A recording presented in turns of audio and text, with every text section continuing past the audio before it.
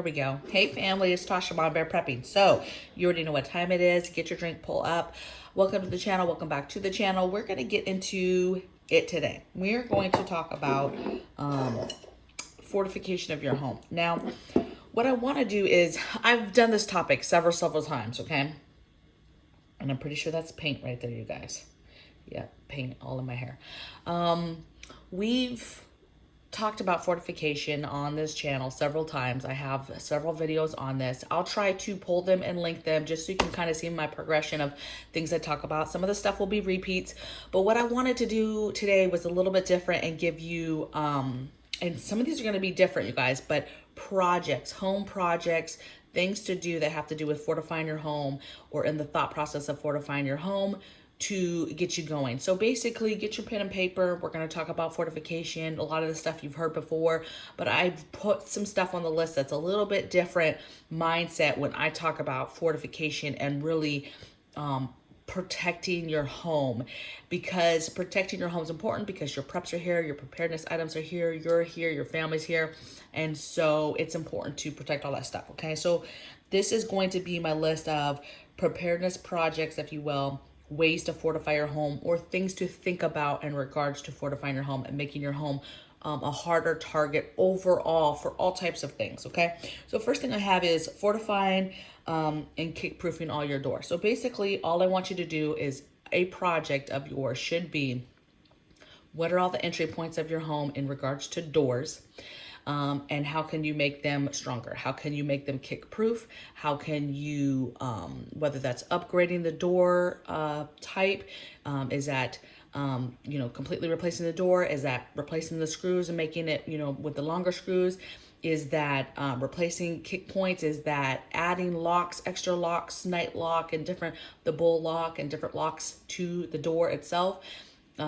Is that adding more deadbolts, right? Having a door that has multiple deadbolt capabilities, doors with no windows, or very high, hard, very small, higher type windows, meaning they're not easy to break. They're smaller, a body, somebody can't crawl through that window. Even if somebody breaks it, it's hard for them to get down to the lock to unlock it, right? That's why we don't like windows and doors. What else can you do to fortify it, right? I want you to think security doors and gates and other things that you can add to it, right? Security screen door, that type of thing that you can add to it from the outside, okay? But think about your doors. Think about all of them, right? Not just the front door. A lot of people think about the front door. I get if you have an apartment, you probably only have the one door, so that's good. And there's probably only so much you can do because it's an apartment, but there is some stuff. We lived in an apartment.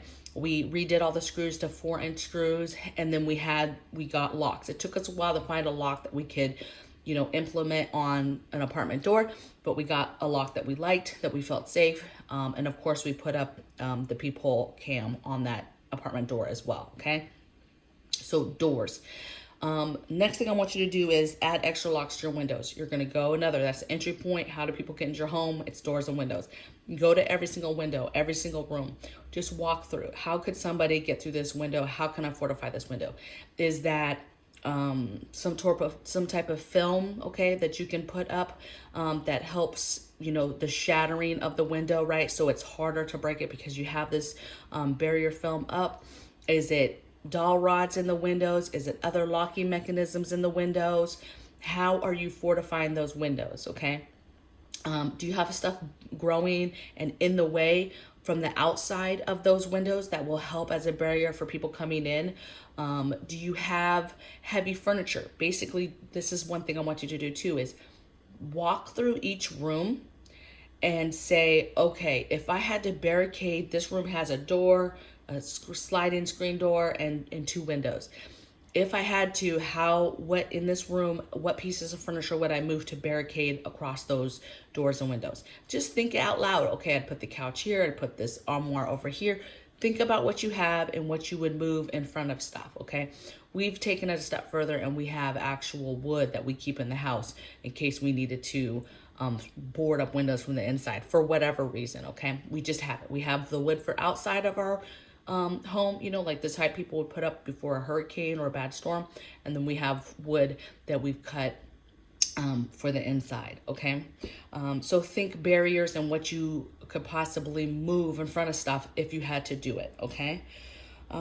Next thing I have is earthquake your house room by room. So this is an off one, right? You're probably thinking, you're talking about fortification and you're talking about earthquake your home. Okay, remember, we're talking about home projects for protecting your preps, protecting your family, protecting your things, okay? Earthquaking your home matters. The whole West Coast should be doing this because we're on a fault. Even parts of Missouri, Tennessee, all down there, they're on a fault. They should be prepping for earthquakes, okay? With the way things are these days and how things are happening, everybody should just earthquake your home. It doesn't take a whole lot to earthquake your home, okay? Simple things, yes, I'm talking about, tie down your TVs. We do press and seal pictures. Everything that's on the walls typically is the press and seal. And it doesn't get hung up by nails and stuff. And that's not just to save us the holes in the walls. That's because they don't fall. They stay up there forever, okay? So I don't have to worry about them falling during an earthquake, okay? Same thing for your preps. You have them on shelving or whatever. I always see these prep rooms that bother me. So what bothers me really bad is I see beautiful prep rooms, right? Beautiful pantries. I see all these glass jars of canned goods and nothing is in front of them. And they literally stacked all the way to the edge. And even if they're not stacked to the edge, you guys, one little rumble, those jars are all over the ground and your money is down the drain now because you did not protect your stuff. So simple things like if you have a nice pantry with a bunch of canned goods, take some bungee cords, go to the dollar store, get some bungee cords and bungee some bungee across your jars to protect them, to keep them enclosed in there so that they don't, and do a couple rows of that, okay? You can get bungees for very cheap. Drill a hole, put the thing in, drill a hole, put the thing in if it's nice, if it's like wood, okay? But I always see that. Even in your pantries, people are like, oh, well, it has a door, it's fine. But shelving and stuff within that pantry or within that cupboard, stuff can fall, okay? So think about that. Protect your stuff. If you have stuff on shelves, put it up against the walls. Earthquake it, meaning connect your shelving units to the wall, anchor them down, and then have something in the front to protect all your stuff, okay? So earthquake in your home really matters, okay? Think about, where you have your gas put at, where you have different preps in the garage, all that stuff on shelving and stuff. Think about that stuff because earthquake, could happen. That stuff gets destroyed as it falls or whatever, and it's just not good, okay? So earthquaking your home, earthquake proofing your home is important, okay? And don't sleep on it. Don't say, oh, well, we never have earthquakes where we're at. Well, there's a lot of places that are having a lot of crazy stuff happen that never had stuff happen before, okay? So just, you never know, okay? Next one I have is another off one, you guys, that you might be like, what does this have to do with fortification? And that's fireproofing your home. That's going outside, seeing what brush, loose brush, leaves, making your fire barriers from your house, okay? How fireproof is your siding? How fireproof is your roof? I take it even further and I think of marauders. That's my viewpoint. I think of my home from marauders' point of view of how easy would it be for somebody to just throw a Molotov and catch my house on fire, right? How easy is it to somebody for them to shoot into my home, a stray bullet to just come into my home? What barriers do I have for that? So I just say, think about fortification, think about fire barrier. Again, just the simple fact of protecting your preps from fire. The fire breaks out in the neighborhood. What have you done to fire break your home and have fire breaks and not have debris outside, extra foliage? It rains here a lot. There's lots of trees, all those extra dry leaves and everything. Cleaning up all that stuff matters because it could help for saving your home when it comes to a fire, okay? Next thing I have is double lock everything outside your home. So I fully believe in, any kind of garage, detached garage, the garage door, any kind of sheds, cars, anything, locks, gates, locks, double locks, okay? Don't think for a minute that a gate that doesn't have any way to get into it from the outside, that everybody doesn't know how to just reach over and pull that little loop thing and open the door, okay? You need to have locks on that, okay? You can have that whole setup, you know, so you're able to open it from the other side if it's you, but you need to have locks, double locks, okay? Make it difficult for somebody to get into somebody. If they come with some bolt cutters, make it difficult that they have to really cut through some stuff to get into whatever it is they're trying to get into, okay? So double locks on gates, double locks on any kind of sheds, any kind of cages that you have outside for holding any kind of preps at all, okay? And obviously your house, okay?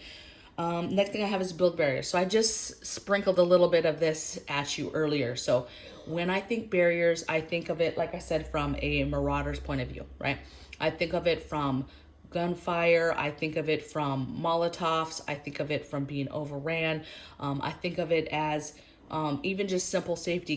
How easy is it for somebody to just, we're kind of in a cul-de-sac-ish area, but there's also, point of view where somebody could just barrel down the road and go right into my house. So what do we do to protect our home, to ensure that somebody, loses control around that corner or whatever, hitting our house, right? What rooms does that, would that affect? What preps are there? What people sleep there or eat there or whatever? And what barriers do I have in place? Is it fencing? Is it trees? Is it brick, double lined brick planters in front of all the windows along the whole front of the house? What are the things that you have tried to do to, proof your house from marauders or for somebody just coming in and driving their car through your front door, okay? Or your back door, side door, wherever, however your house is positioned, okay? But build your barriers. Build barriers in front of windows, right? Don't make it easy for somebody to get in.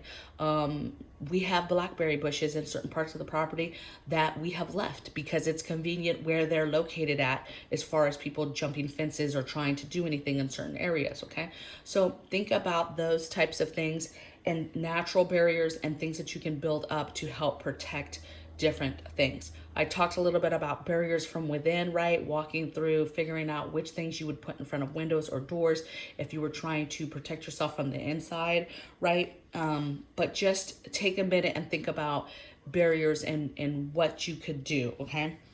Next thing I have is hide things from your neighbor's view strategically. Okay, so some stuff you can't hide, right? Like if you're gardening, you can garden, right? But try to implement other plants, right? So it doesn't just look like, oh, she's a full-on gardener, but that it looks more like, okay, she's got a green thumb. She likes plants. She loves flowers. She's always out there watering stuff, right? And it's not necessarily like, oh, she's got a bunch of food, okay? There's a difference, right? There's a lot of people that love plants and love just to grow things and things like that. So strategically growing things in plain view, right? There's a bunch of flowers, but throwing some herbs or whatever throughout things, so that you have certain things strategically put around different places, okay? Doing things like hiding things, right? Everything we do, let me give you some examples. Just anything we do, whether it's water containment, rain barrel, firewood, gas cans, whatever it is that could possibly be outside, or that we keep outside, we do in a way where neighbors can't see. Basically what I mean is, a neighbor looks over the fence, what can they see, okay? And so I only let neighbors see what I want them to see, and so that's what I mean by being strategic of where you place things, okay? Something as simple as firewood, I'm weird like that, but I don't want the whole world to know that I have all this firewood. Now, some would venture, hey, they're gonna see it when they bring it in and all this stuff, and maybe, but just listen. I'm very strategic and I only let people see what I want them to see. And that's what I'm telling you to do. Build up privacy fencing. There's different things that you can build to block just certain angles, okay? Certain view, this one neighbor or whoever, you don't want them to see certain things. And you can make it in a way that you're just decoring. It's just stuff you're doing in your backyard. It's nothing weird that looks like is going on, okay? And then the next thing I have, you guys, for fortification and projects and something to think about for the future is your observation points, okay? Think observation and where on your property or your home or sheds or whatever, what do you have that you could either climb or get up on to observe, and to observe both in view and not in view. So think strategically how you would place on your property that you could get up high enough where you could observe the surroundings around your home and what's going on without people seeing you. And then think about how you would do it if you just, in general, it doesn't matter if people see you, hey, how do I get up on my roof quickly with my binoculars to see what's going on, right? How do I do that quickly, all right? And then how would I do it more stealthy? Okay, is that we're climbing a tree? Are we putting a hunting stand up in a tree? Are we, do we have some property where you can do something a little bit more fancy? Are we putting up some sort of, what are we putting up? What options do we have? Again, I know apartment people, but I'm telling you, I thought about this stuff in even an apartment. I thought so many times, okay, how would I get up on the highest point on this apartment building? How could I do that in an emergency situation? I need to see what is going on around me. How would we get up as high as possible? Okay. And that takes things, right? You got to have ladders. You got to have stuff to be able to do that. Think it through what your options are. An apartment, this could be a balcony. Hey, I'm going to climb and get up on this other person's balcony. It's not even yours. I'm going to get up on this other piece so that I can get up high. Or maybe it's a stairwell, or maybe you can get access to the roof depending on what type of apartment building you live in, okay? So everybody's different, so it's hard to tell you specifically what to do, but I promise you there's options, even if you're in an apartment, okay? The biggest thing that you can do is just think about these things and plan them and write them down and discuss them with your family so that they know what to do should you need to do something, okay? So I know this was a little bit different for a fortification of your home type video. I hope I gave you guys, some of my seasoned folks, some different ideas, or maybe something I said made you think about something else. And then of course, we love ideas in the comments box below. I learn something every single day from your guys' comments myself. There's things that I buy every single day because somebody mentioned in the comments, or there's something I research because somebody mentioned in the comments, or something I write down and add to one of my emergency plans because somebody said something in the comments boxes. So make sure that if you have information that you share that. We are a wealth of knowledge and we have to work together to make sure that we're all ready, okay? So I will see you guys tomorrow on the next video. Cheers. Bye.